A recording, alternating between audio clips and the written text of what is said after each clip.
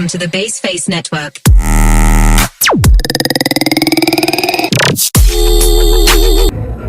Assalamualaikum warahmatullahi wabarakatuh. Perkenalkan, nama saya Puput Ayustari dari Program Studi S1 Manajemen Fakultas Ekonomi Universitas Islam Sultan Agung Semarang.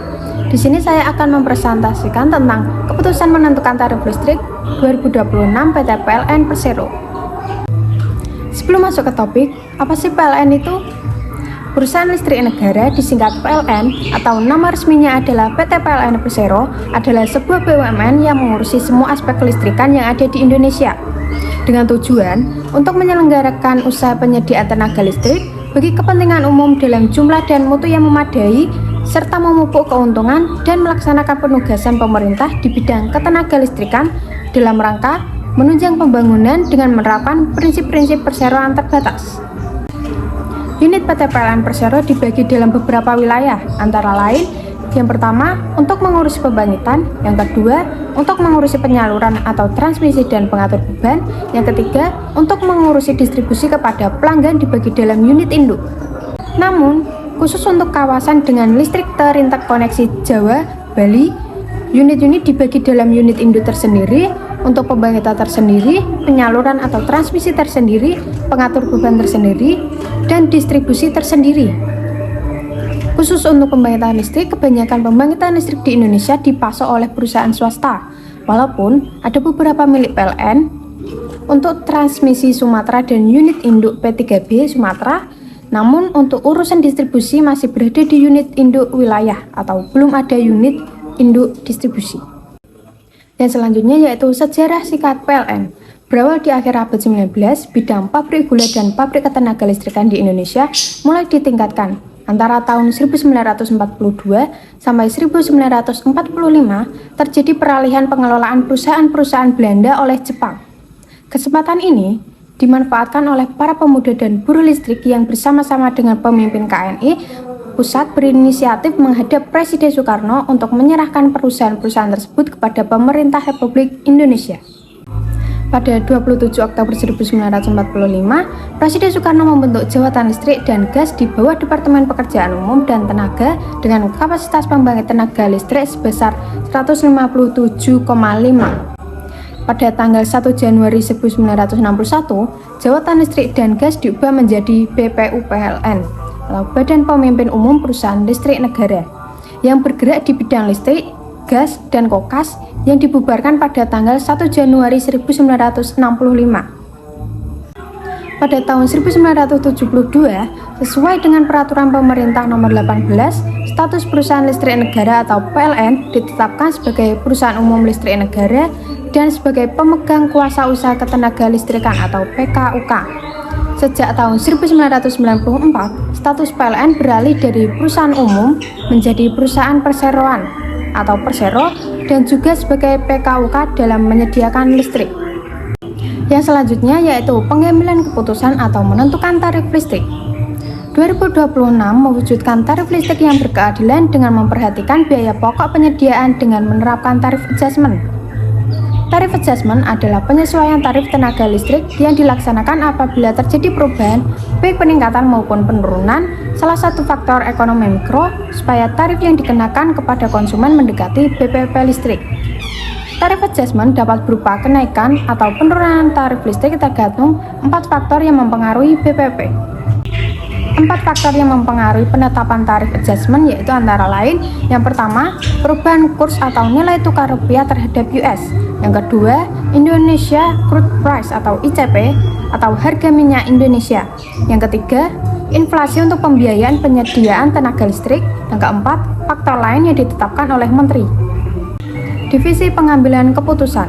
Pokok keputusan Kementerian ESDM nomor 28 tahun 2016 tentang pertama, tarif tenaga listrik. Yang kedua, penyesuaian tarif adjustment bagi 13 golongan yang diatur dalam Peraturan Menteri ESDM nomor 28 tahun 2016 dan terakhir diubah dengan Peraturan Menteri ESDM nomor 3 tahun 2020.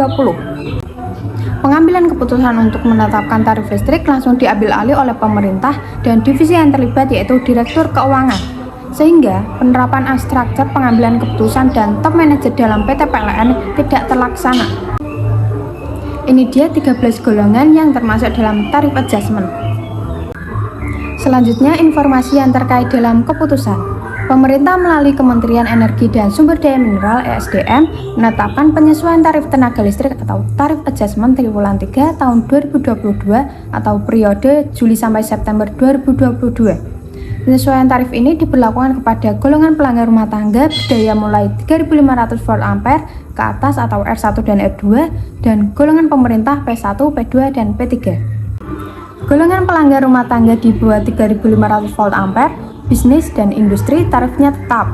Ini sesuai dengan arahan Bapak Menteri ESDM Arifin Tasrif yang menyampaikan bahwa penerapan tarif adjustment ini bertujuan untuk mewujudkan tarif listrik yang berkeadilan. Artinya, masyarakat yang mampu tidak lagi menerima bantuan dari pemerintah, ujar Direktur Jenderal Ketenagalistrikan Kementerian ESDM Rida Mulyana Senin 13 Juni 2022 di Jakarta. Rida menegaskan, pelanggan golongan bersubsidi tidak terkena penyesuaian tarif listrik. Pemerintah berkomitmen melindungi masyarakat dengan tetap memberikan subsidi listrik kepada yang berhak. Hal ini sejalan dengan amanat Undang-Undang Nomor 30 Tahun 2009 tentang Ketenagalistrikan. Seperti yang diketahui, tarif adjustment diberlakukan sejak 2014 kepada pelanggan non-subsidi untuk memastikan subsidi listrik yang tepat sasaran. Pada tahun 2014 hingga 2016, tarif adjustment diterapkan secara otomatis. Namun, dalam rangka menjaga daya beli masyarakat dan daya saing sektor bisnis dan industri, sejak tahun 2017 hingga triwulan 2 2022, pemerintah memutuskan tarif adjustment tidak diterapkan secara otomatis dan ditetapkan tidak berubah. Berdasarkan peraturan pemerintah ESDM nomor 28 tahun 2016 dan nomor 3 tahun 2020, tarif adjustment ditetapkan setiap 3 bulan dengan mengacu kepada perubahan 4 asumsi makro, yaitu pertama kurs, yang kedua harga rata-rata minyak tanah Indonesia atau ICP, yang ketiga inflasi, yang keempat harga patokan batu bara atau HPB. Yang selanjutnya yaitu alternatif keputusan. Karena sejak tahun 2017 tidak pernah ada kenaikan tarif listrik untuk seluruh golongan tarif pelanggan, sehingga penyesuaian tarif ini dilakukan guna mewujudkan tarif listrik yang berkeadilan. Jadi, alternatif keputusannya menyesuaikan kemampuan perekonomian masyarakat. Dan terakhir yaitu kesimpulan. Berdasarkan Peraturan Menteri SDM Nomor 28 Tahun 2016 dan Nomor 3 Tahun 2020, tarif adjustment ditetapkan setiap 3 bulan dengan mengacu kepada perubahan 4 asumsi makro, yaitu yang pertama kurs, yang kedua harga rata-rata minyak mentah Indonesia atau ICP, yang ketiga yaitu inflasi, dan yang keempat yaitu harga patokan batu bara atau HPB. Sehingga keputusan tarif listrik 2026 yaitu menetapkan tarif adjustment. Presiden Joko Widodo telah menyetujui kenaikan tarif listrik untuk pelanggan golongan daya 3000 volt ampere ke atas. Bukan tanpa alasan kenaikan tarif listrik bagi golongan orang kaya tersebut untuk berbagi beban dan menjaga rasa keadilan. Hal itu disampaikan Menteri Keuangan Sri Mulyani Indrawati dalam rapat kerja bersama Badan Anggaran DPR RI di Jakarta pada Kamis 19 Mei kemarin.